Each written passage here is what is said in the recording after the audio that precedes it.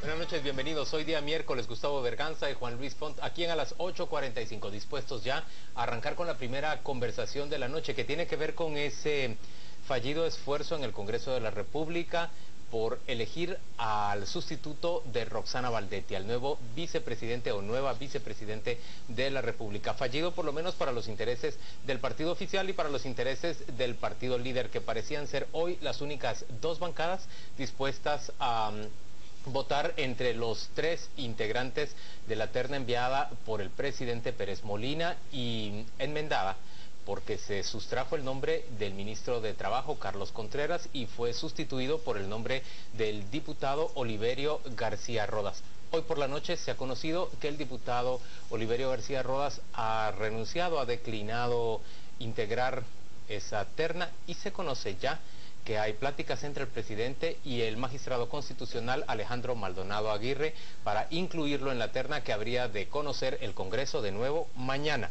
Hemos invitado al ex canciller y analista político Edgar Gutiérrez para que nos ayude a discutir sobre este tema. Y está con nosotros también el periodista Martín Rodríguez del medio digital Nómada. Ambos, gracias por estar con nosotros. Bienvenidos a las 8:45 y Gustavo arranca con la primera pregunta.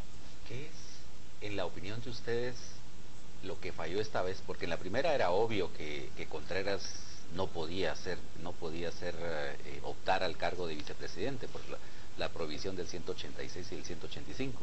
Pero en este caso, Oliverio García Rodas parecía ser un candidato limpio de toda tipo de prohibición. ¿Qué dice Edgar? Al menos de prohibición legal, ¿verdad? Pero no se salva de lo que es ahora el juicio, que es legitimidad. Entonces, el Congreso... Pero legitimidad, ¿según quién? Perdón, Edgar, que te según la gente que anda en la calle. ¿O según la Embajada de Estados Unidos? No, la Embajada de Estados Unidos trabaja con Oliverio varias iniciativas de ley. Ahí no nos confundamos. 3 de las 4 iniciativas más importantes que está promoviendo la Embajada en temas migratorios y demás, tienen que ver con Oliverio, pasan con Oliverio. No, me refiero, a ver, más generalmente, quiero decir que el presidente no está leyendo bien la crisis y por eso ha enviado una terna con sus funcionarios, y el Congreso tampoco está leyendo bien la crisis porque aceptó de muy buena gana y casi por consenso ayer, si ayer es la votación, ayer queda electo Oliverio como vicepresidente, porque lo veían como un amigo, como un enlace positivo con el Ejecutivo, como que si esto se tratase de una crisis, de un problema entre Congreso y Gobierno Central, que para nada lo es. Por eso digo, no están leyendo bien la crisis. Esta no es una crisis de gobierno, no es una crisis de Estado, es una crisis de estatalidad. Y eso sí lo está entendiendo, o por lo menos intuyendo la gente en la calle. Ahora, pero en el caso del líder, lo que se vio era que después de una reunión con el CACIF ayer por la mañana, ya se habían decantado ellos y aceptado la posibilidad de que la candidata que impulse el CACIF, que es Adela de Torreviarte, fuese electa.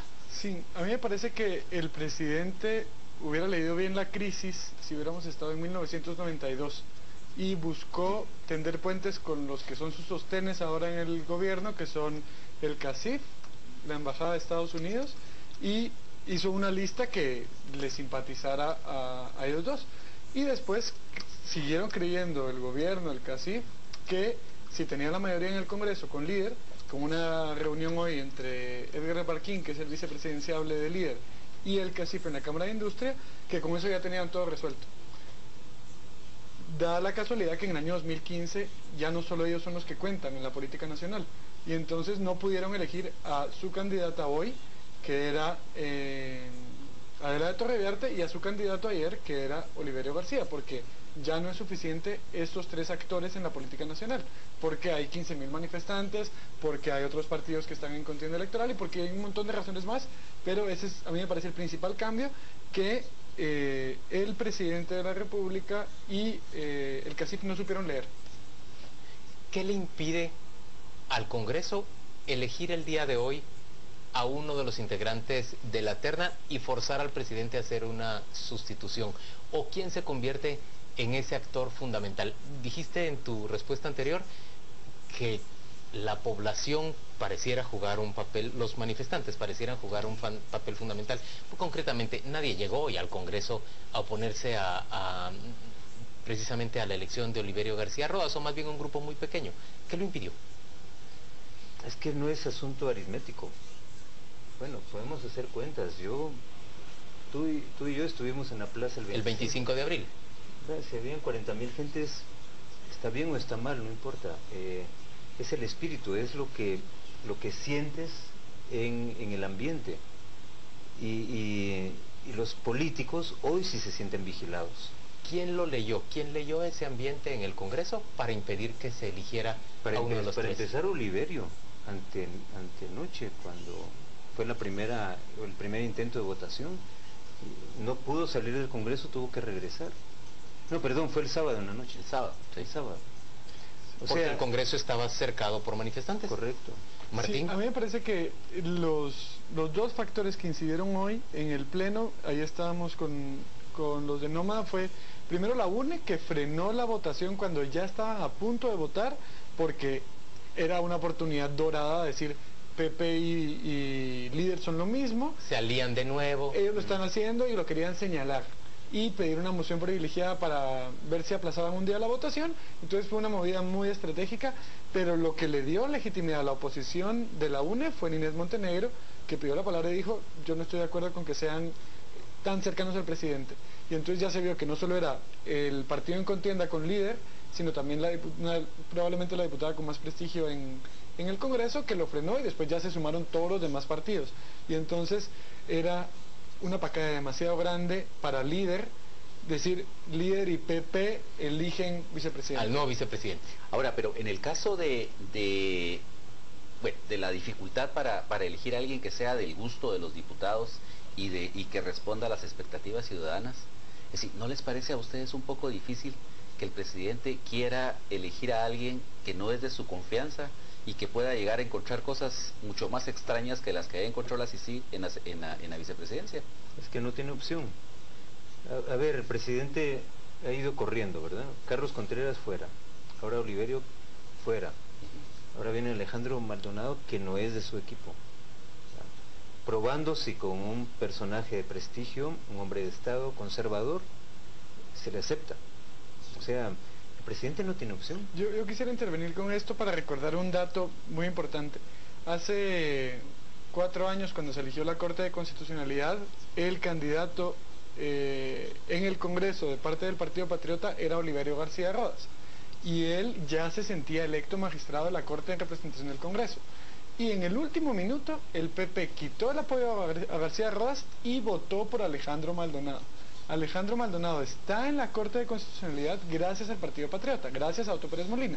Y a mí me parece que Alejandro Maldonado, con todo el prestigio que pueda tener en el mundo conservador, ha sido nefasto para la democracia. Fue el de los que apoyó el enredo del caso por genocidio, fue de los que apoyó el recorte del periodo de Claudia Paz, aprueba impuestos cuando le conviene y cuando no. A mí me parece que todo el prestigio conservador fuera del mundo conservador es nulo. O sea, creo que es muy, muy malo para la democracia. Pero según lo que ustedes están diciendo, el Congreso, en una lectura errada, parece estar a punto de aprobar la vicepresidencia de Alejandro Maldonado. Y el presidente, aunque no lo quiera, ha tenido que admitir a alguien de fuera de su gobierno para invitarlo a integrar la terna y convertirse en su vicepresidente. Estamos frente a un presidente muy herido, muy debilitado. Muy débil, sí. Y a un Congreso, nos decía Edgar, que difícilmente lee con claridad los signos de lo que está ocurriendo en el país. Tampoco el presidente lo está leyendo muy claramente. Pero, a ver, el juicio o la opinión de Martín, de acuerdo, y fuera de eso, es el hombre de la estabilidad. O sea, no me quedo con esos casos. Está el caso de del traslado de mando en las Cortes. O sea, la Constitución dice, tienen que entregar tal fecha. Ampara en provisional y luego revoca ese amparo en definitiva. Y no ocurrió, ¿no? Es una violación a la Constitución, ¿no? Las interpelaciones famosas, ¿no? Abrieron un paréntesis ahí. O sea, todo se vale en aras de la gobernabilidad o de una supuesta gobernabilidad, todo se vale en aras de ahora una paz social. Entonces, el hombre de la estabilidad, así como existe estabilidad macroeconómica, hay que buscar estabilidad macropolítica. Alejandro Maldonado es el hombre de la estabilidad, ya lo ha probado. Sí. Y es el hombre que baja del Olimpo llamado Corte de Constitucionalidad, cuyos fallos son inapelables, y quienes dicen, si se te cayó la computadora o tu vaso y se rompió y la Corte dice que no es ocurrió, falso que se haya roto. es falso que se haya Sí, roto, te ponen otro ahí. Entonces, o sea, en eso, ahora hay otra lectura de la crisis, y esa lectura de la crisis la encarna Alejandro Maldonado, el hombre de la estabilidad. Sí, y a mí me parece que hay un punto muy importante porque originalmente creíamos que el sistema de corrupción e impunidad era Roxana Valdetti. A mí nos parece a muchos que no es solo Roxana Valdetti, también está el presidente Otto Pérez Molina. Y después vemos que no, que también el Congreso es parte de este sistema de impunidad. Y después sale en una escucha que la magistrada que preside la Cámara Penal de la Corte Suprema también es parte del sistema. Y si vamos abriendo un poco más, este sistema es funcional. Y una parte clave del engranaje de este sistema corrupto e impune es la Corte de Constitucionalidad, en donde Alejandro Maldonado es una parte esencial de este sistema.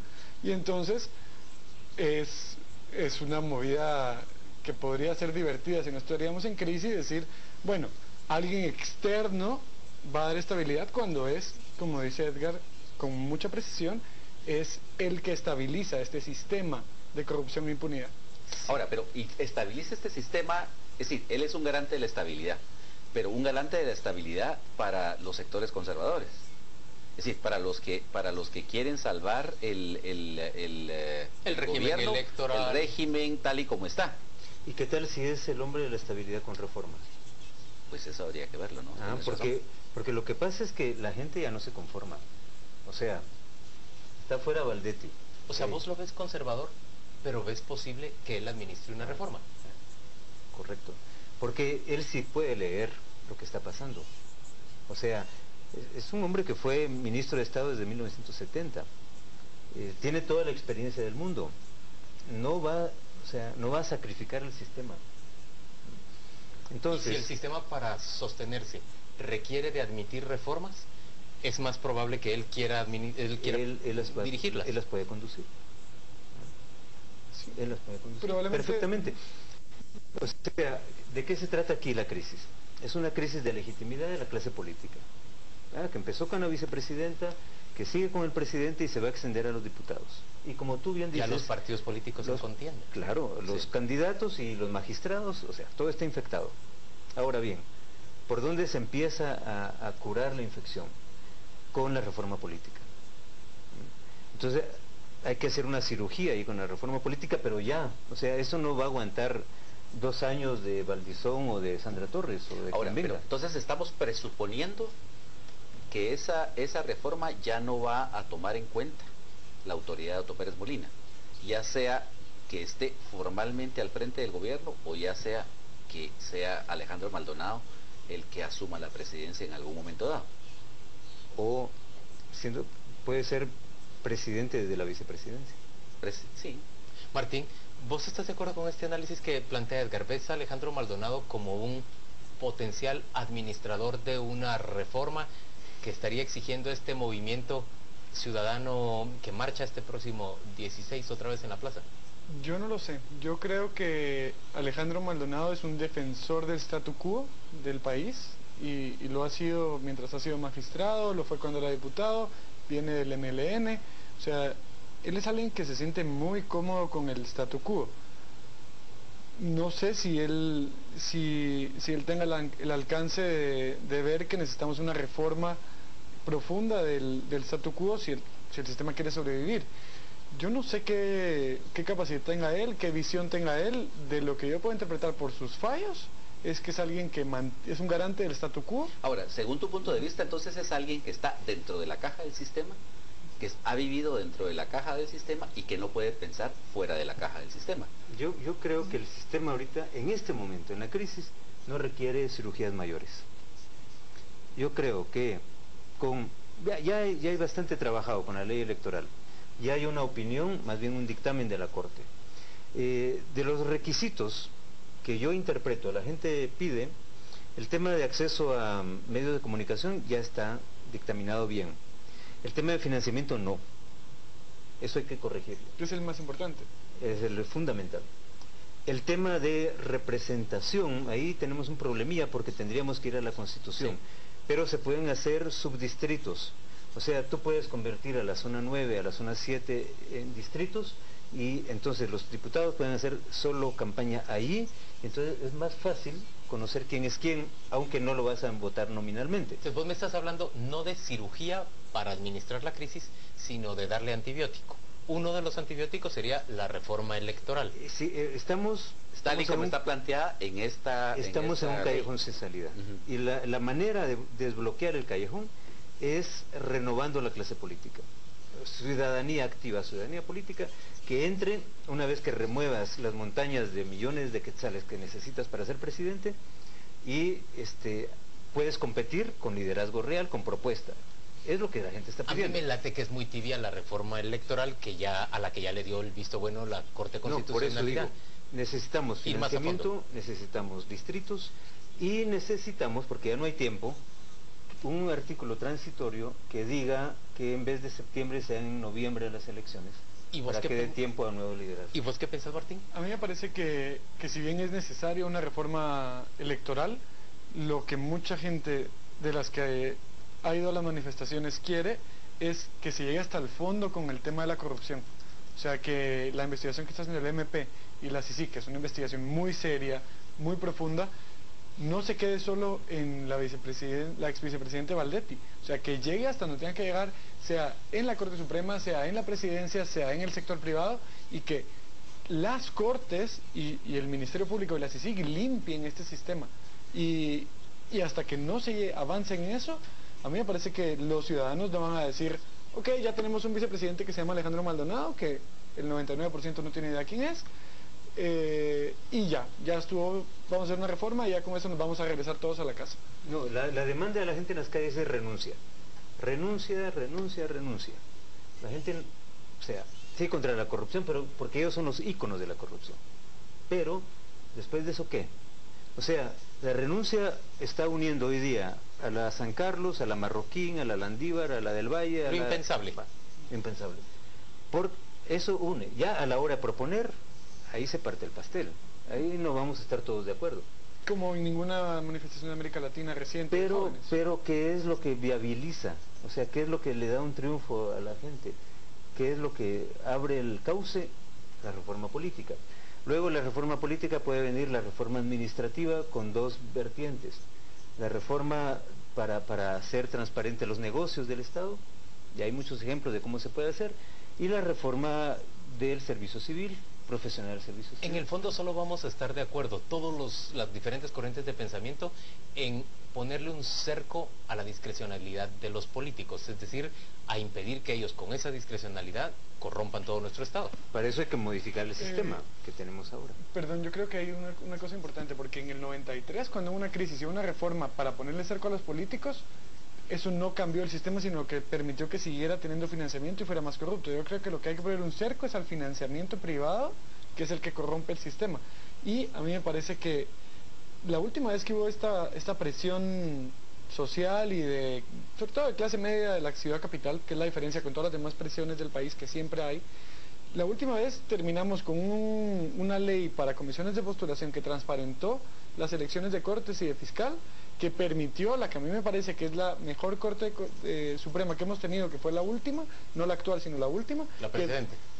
Sí, la anterior a esta, que además permitió la mejor fiscal que hemos tenido gracias a un instrumento y a una presión social. Claro, 5 años después, algunos actores ya pudieron sobrepasar esta ley, pero yo creo que sí podría tener varias vías de escape, que puede ser la investigación de todos los involucrados sin importar nombres y apellidos, y una reforma profunda al sistema de financiamiento electoral. Ahora bien, eso que estás mencionando, como los males de ahora, comisiones de postulación que se extendieron a todos los organismos y a todas las universidades, aún sin estudiantes de derecho, el tema del financiamiento del Estado, que ahora es tan oneroso, y el tema de la debilidad de los partidos políticos, eso es producto del 93, ni más ni menos. Señores, gracias a ambos por acompañarnos a las 8:45. Vamos de inmediato a la pausa comercial y volvemos dentro de muy poco para conversar con estudiantes universitarios que protagonizan un diálogo que se pregunta, ¿qué hay después de la protesta? ¿Qué se debe buscar más allá? Ya venimos.